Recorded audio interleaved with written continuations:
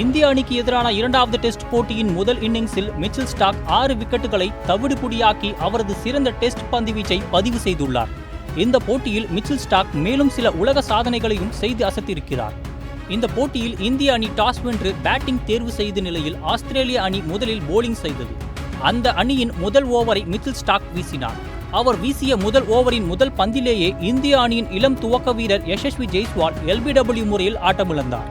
இதன் மூலம் டெஸ்ட் போட்டியில் ஒரு இன்னிங்ஸில் முதல் பந்தில் அதிக விக்கெட்டுகளை வீழ்த்திய பந்துவீச்சாளர் வரிசையில் முதலிடத்தை பிடித்தார் மிச்சல் ஸ்டார்க். முன்னதாக வெஸ்ட் இண்டீஸ் அணியின் வேகப்பந்து வீச்சாளர் பெட்ரோ காலின்ஸ் டெஸ்ட் போட்டியில் 3 முறை முதல் பந்தில் விக்கெட்டுகளை வீழ்த்தியிருக்கிறார். அந்த சாதனையை மிச்சல் ஸ்டார்க் சமன் செய்து முதலிடத்தை அவருடன் பகிர்ந்து கொண்டிருக்கிறார். அடுத்து பகல் இரவு டெஸ்ட் போட்டிகளில் அதிக முறை ஒரே இன்னிங்ஸில் 5 விக்கெட்டுகளை வீழ்த்திய வீரர் என்ற சாதனையும் படைத்திருக்கிறார் மிச்சல் ஸ்டார்க். அடிலைடில் நடந்து வரும் இரண்டாவது டெஸ்ட் போட்டி பகல் இரவு போட்டி என்பது குறிப்பிடத்தக்கது. இந்த போட்டியில் மிச்சல் ஸ்டார்க் 5 விக்கெட்டுகளுக்கும் அதிகமாக வீழ்த்தியதன் மூலம் பகல் இரவு போட்டிகளில் 4வது முறையாக ஒரே இன்னிங்ஸில் 5 விக்கெட்டுகளுக்கும் அதிகமாக வீழ்த்திய சாதனையை செய்துள்ளார்.